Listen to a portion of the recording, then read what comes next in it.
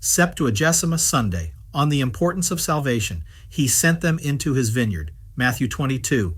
The vines of the Lord are our souls, which he has given us to cultivate by good works, that we may be one day admitted into eternal glory. How, says Salvian, does it happen that a Christian believes and still does not fear the future? Christians believe death, judgment, hell, and paradise, but they live as if they believe them, not as if these truths of faith were tables or the inventions of human genius.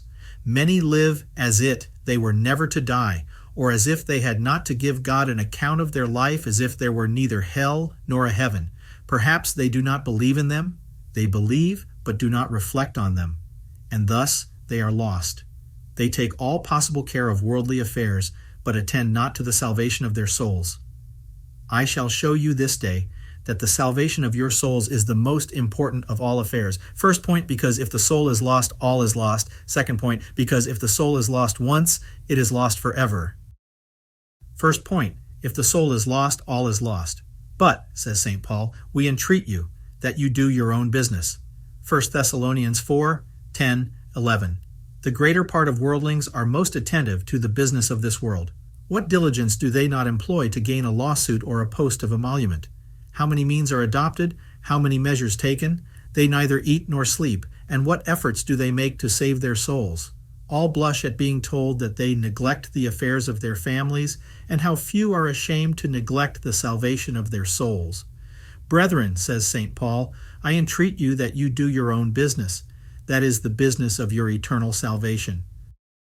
St. Bernard says the trifles of children are called trifles, but the trifles of men are called business, and for these many lose their souls.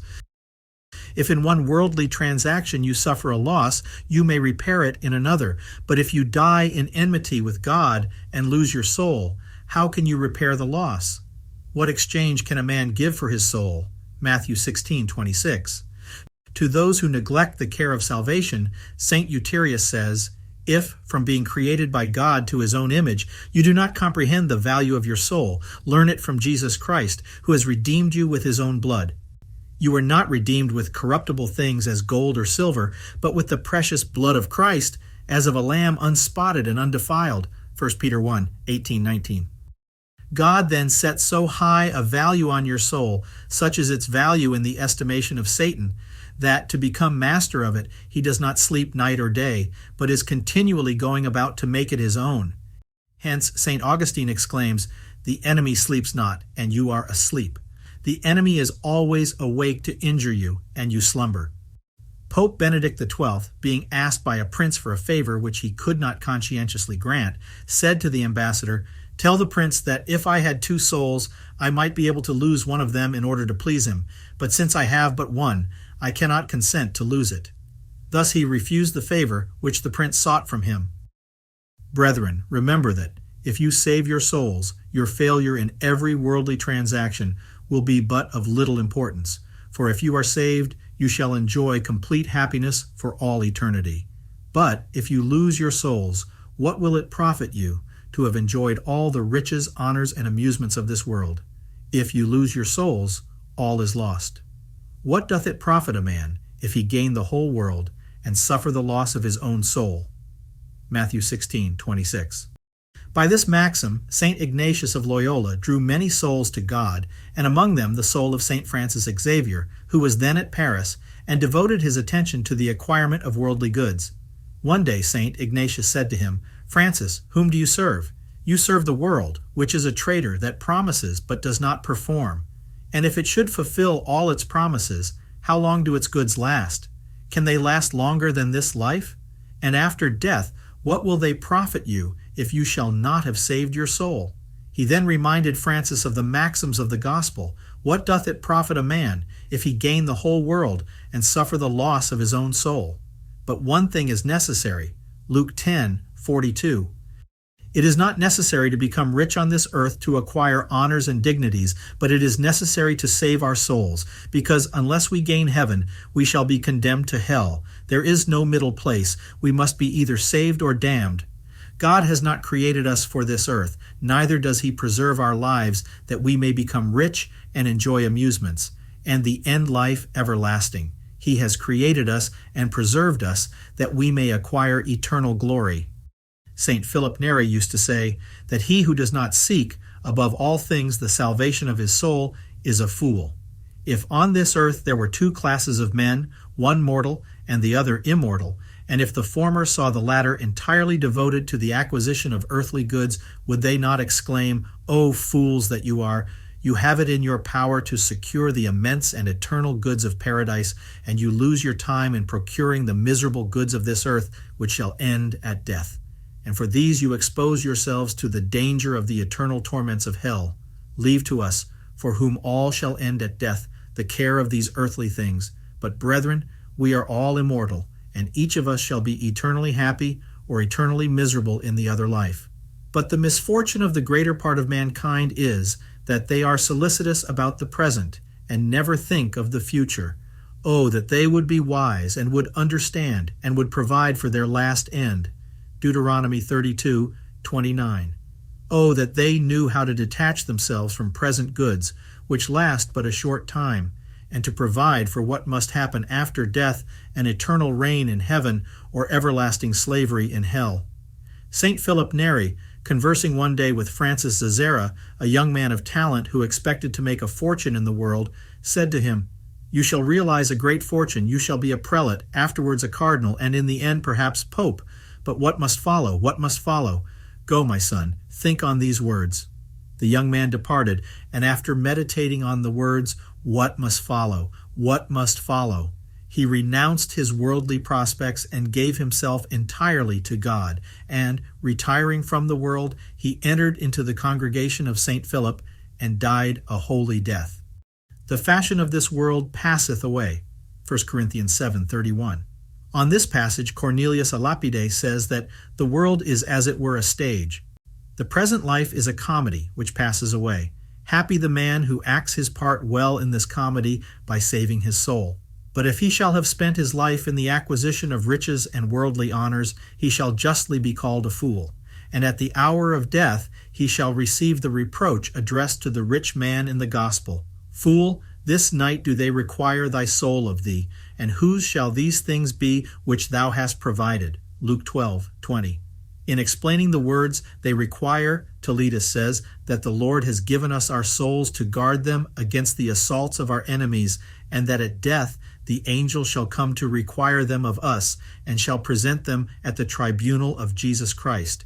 But if we shall have lost our souls by attending only to the acquisition of earthly possessions, these shall belong to us no longer, they shall pass to other hands. And what shall then become of our souls? Poor worldlings! Of all the riches which they acquired, of all the pomps which they displayed in this life, what shall they find at death?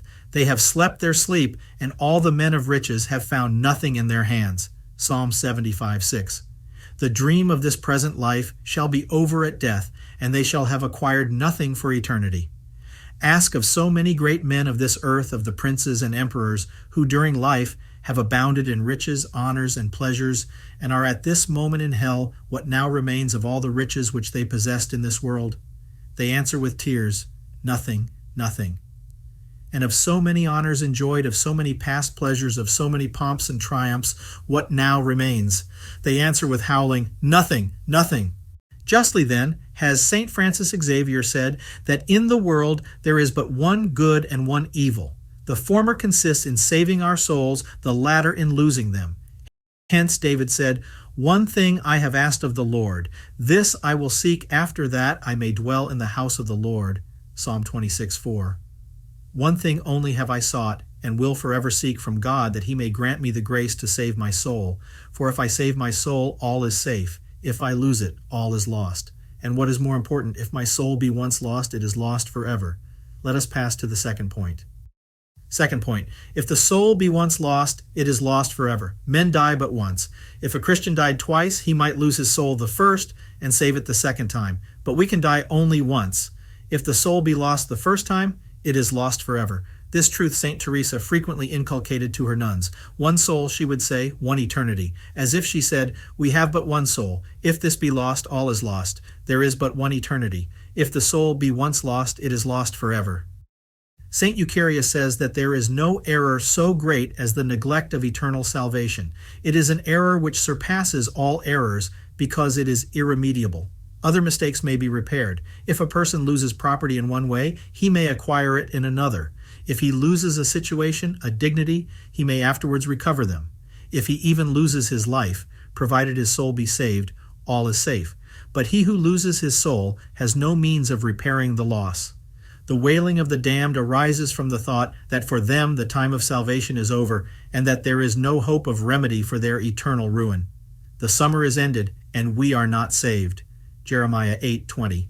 Hence they weep, and shall inconsolably weep forever, saying, Therefore we have erred from the way of truth, and the light of justice hath not shined unto us. Wisdom 5:6. But what will it profit them to know the error they have committed, when it will be too late to repair it? The greatest torment of the damned arises from the thought of having lost their souls, and of having lost them through their own fault. Destruction is thy own, O Israel, thy help is only from me. O.C. 13:9. O miserable being, God says to each of the damned, Thy perdition is thine own, that is from thyself. By sin thou hast been the cause of thy damnation, for I was ready to save thee if thou hadst wished to attend to thy salvation. St. Teresa used to say that when a person loses a trifle through negligence, his peace is disturbed by the thought of having lost it through his own fault. O God, what shall be the pain which each of the damned shall feel on entering into hell, at the thought of having lost his soul his all, and of having lost them through his own fault. We must then, from this day forward, devote all our attention to the salvation of our souls. There is no question, says St. John Chrysostom, of losing some earthly good which we must one day relinquish. But there is question of losing paradise, and of going to suffer forever in hell. We must fear and tremble. It is thus we shall be able to secure eternal happiness. With fear and trembling work out your salvation. Philippians 2:12. Hence, if we wish to save our souls, we must labor strenuously to avoid dangerous occasions, to resist temptations, and to frequent the sacraments. Without labor, we cannot obtain heaven. The violent bear it away. The saints tremble at the thought of eternity. St. Andrew Avellino exclaimed with tears, Who knows whether I shall be saved or damned? St. Louis Bertrand said with trembling, What shall be my lot in the other world? And shall we not tremble? Let us pray to Jesus Christ and his most holy Mother to help us to save our souls. This is for us the most important of all affairs. If we succeed in it, we shall be eternally happy. If we fail, we must be forever miserable.